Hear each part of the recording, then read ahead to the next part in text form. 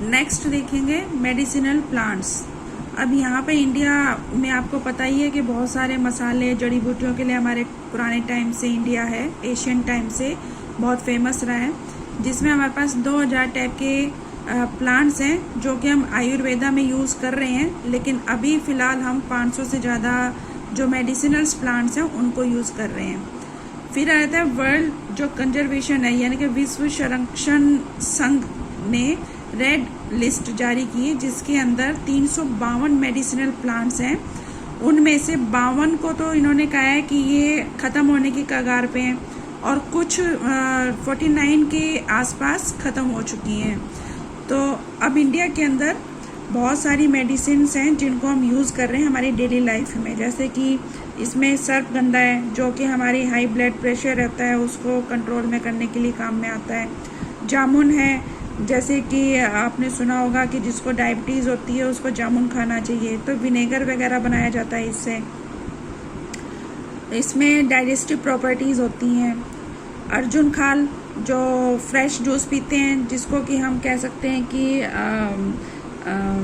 अर्जुन की जो छाल होती है उसको ब्लड प्रेशर के लिए भी यूज़ किया जाता है। दूसरा, अगर कान में दर्द है तो उसको ईयर एक यानी कि कान के दर्द को क्योर करने में इसकी लीव्स को यूज़ किया जाता है।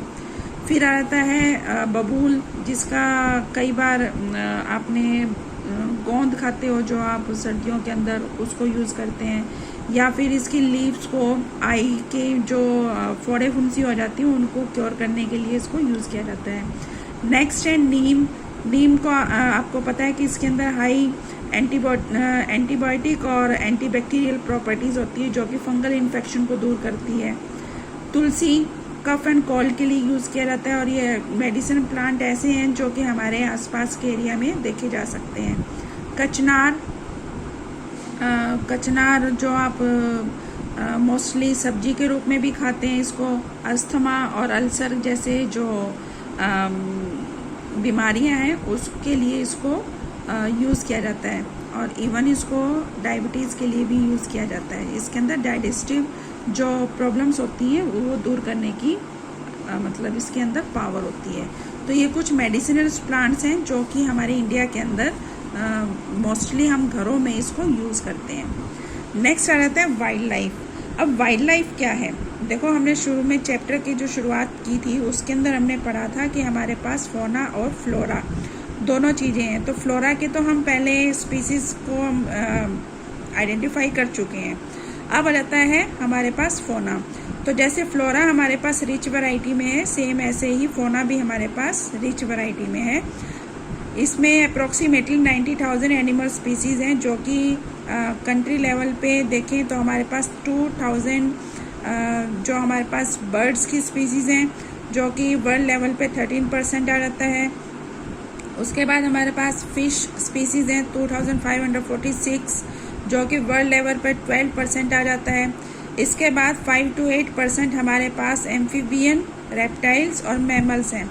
एम्फीबियन जो कि दोनों जगह पे रह सकते हैं, पानी और ज़मीन पर, और रेप्टाइल्स जो रेंगने वाले जानवर होते हैं, और मैमल्स जो दूध देने वाले होते हैं। नेक्स्ट आ जाता है एलिफेंट्स। एलिफेंट आपको पता है मेजेटिक एनिमल्स हैं, यानी कि मैमल्स यानी कि दूध पिलाने वाले जो जानवर होते हैं उनके अंदर ये मतलब ये कह सकते हो कि स्तनधारी जो जानवर होते हैं उनमें जो एलिफेंट है वो सबसे इम्पोर्टेंट हो जाता है। ये कहाँ पर मिलते हैं? हॉट और वेट फॉरेस्ट, असम, कर्नाटक और केरल।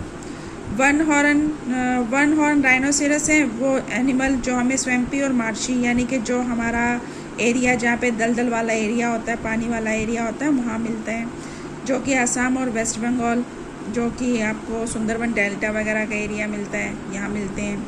एरिड एरिया में रन ऑफ कच्छ जो हमारा गुजरात और थार डेजर्ट है, इसके अंदर हमारे पास वाइल्ड एस और कैमल हैं जो कि जंगली गधे बोलते हैं, जिसको फेमस है वहाँ के लिए।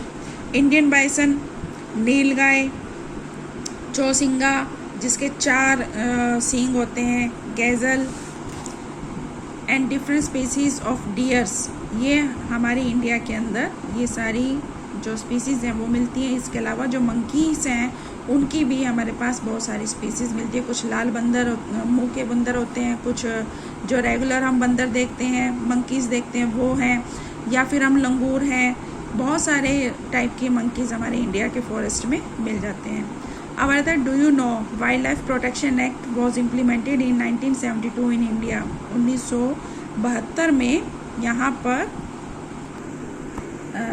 भारत में जीव जंतुओं की सुरक्षा के लिए 1972 में इसको लागू किया गया था, protection act, wild life protection act. अब इंडिया केवल ऐसी कंट्री है जहाँ पर दोनों टाइप के टाइगर्स और लायन दोनों मिलते हैं। इनका नेचुरल हैबिटेट यानी कि रहने की जगह है वो इंडियन लायन की गिर फॉरेस्ट है गुजरात के अंदर, और टाइगर्स है जो मध्य प्रदेश में मिलते हैं। इसके अलावा सुंदरबन डेल्टा जो सुंदरबन है यानी कि वेस्ट बंगाल के अंदर और हिमालय रीजन के अंदर लेपर्ड्स आपको पता ही है कि किस टाइप के जो तेंदुआ जिसको हम बोलते हैं, ये कैट फैमिली का ही मेंबर कहते हैं, और ये इम्पोर्टेंट है यानी कि शिकारी जो जानवर होते हैं, प्रे शिकार करने वाले जानवर होते हैं, उनके अंदर ये इम्पोर्टेंट जानवर कहलाता है।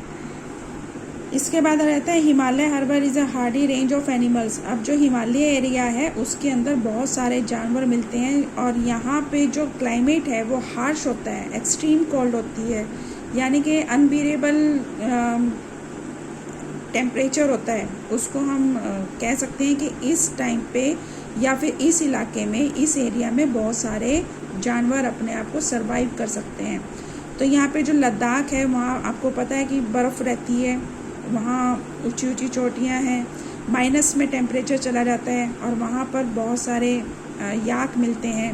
और एक शैगी हॉर्न वाइल्ड ऑक्स है यानी कि बैल, या इसको हम बैल ही है एक टाइप का, जिसके सींग होते हैं, सींगों पे बालों का गुच्छा होता है, ठीक है। तो इस टाइप का, और इसका जो वेट होता है लगभग 1 टन के बराबर होता है। इसके अलावा तिब्बतियन एंटीलोप यानी कि बारहसिंगा, उसके अलावा ब्लू शीप भी बोलते हैं इसको, वाइल्ड शीप एंड क्याग, तिब्बतियन वाइल्ड एस है, ये जंगली गधा है। इसके अलावा आइबेक्स एक टाइप का हिरन है जिसके लंबे लंबे सींग होते हैं। बियर, भालू, स्नो लेपर्ड ये और रेड पांडा भी यहाँ पर देखने को मिल जाते हैं। इसके अलावा जो रिवर एरिया है, लेक एरिया है या कोस्टल एरिया है, उस एरियाज़ में आपको पता है जहाँ पानी रहेगा तो वहाँ पर आपको टर्टल्स, क्रोकोडाइल्स और घड़ियाल जैसे जानवर देखने को मिल जाएंगे जो कि पानी में